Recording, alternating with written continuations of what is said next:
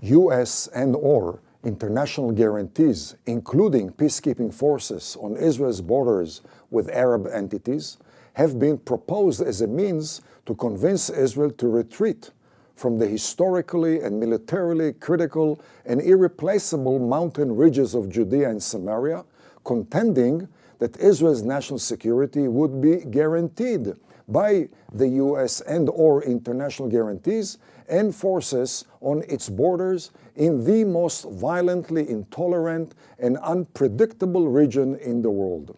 While Israel's retreat is Israeli-controlled, precise, certain, and irreversible, the political and military viability of these guarantees and their potential benefits are top-heavy on escape routes, uncontrolled by Israel, imprecise, uncertain, open to various interpretations, doubtful, reversible, and subject to multitude of changing circumstances which are sometimes uncontrollable even by the guarantor.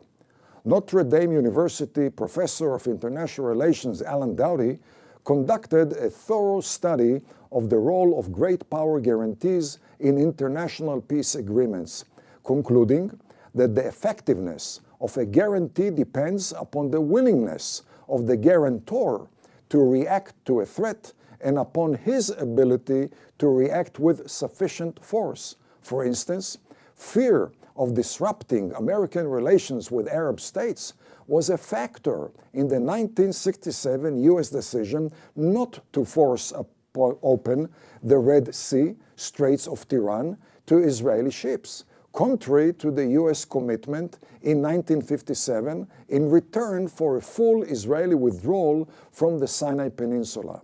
The effectiveness of a commitment depends on the underlying interests and capabilities of the guarantor, not the guaranteed.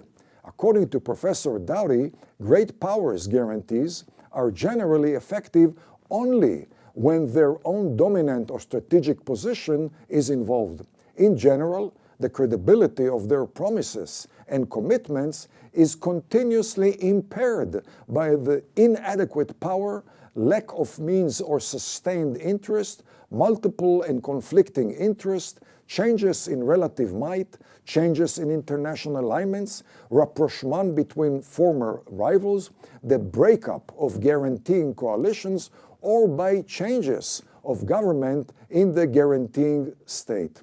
No international guarantee is more stable than the international and internal combinations that produced it. Guarantees are by no means universally reliable, even after they have been promulgated by formal or informal means, guarantees, alliances, defense pacts, and peace accords.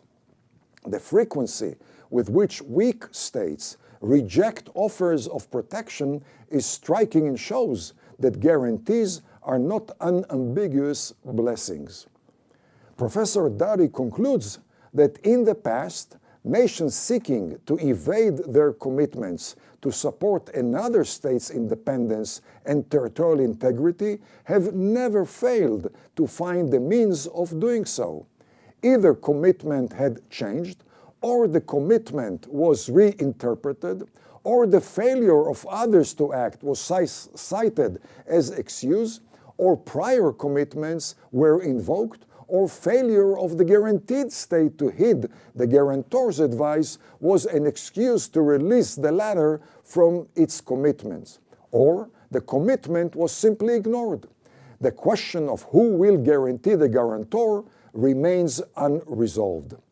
U.S. peacekeepers would be targeted by terrorists such as Hezbollah, which murdered 300 U.S. Marines in 1983 in Beirut, who are proxies of anti-U.S. rogue regimes such as Iran, intimidating Washington, constraining the U.S. capability to respond to provocations elsewhere, for instance, in the Persian Gulf, and extort political concessions by targeting U.S. servicemen while preserving the element of deniability.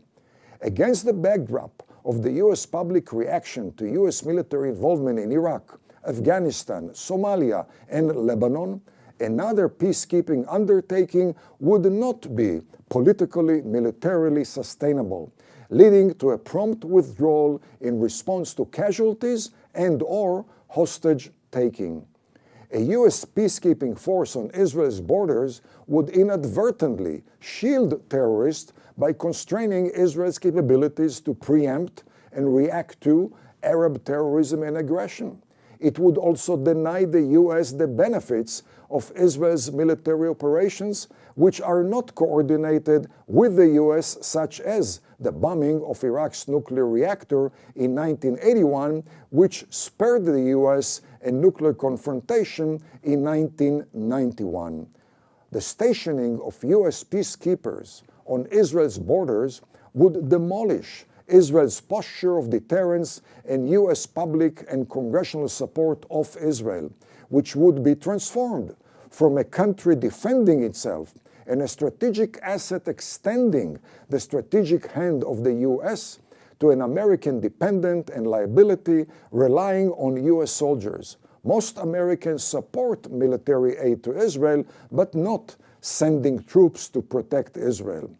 A tenuous U.S.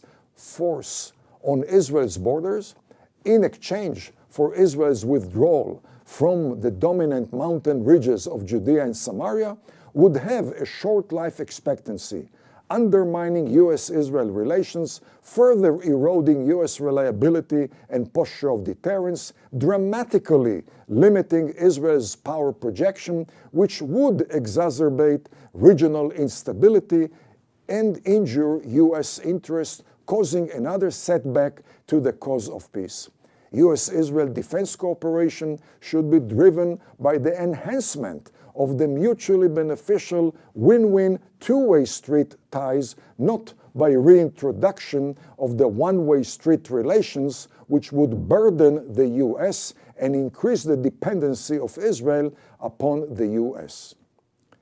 The next video will highlight the constitutional constraints on U.S. security guarantees.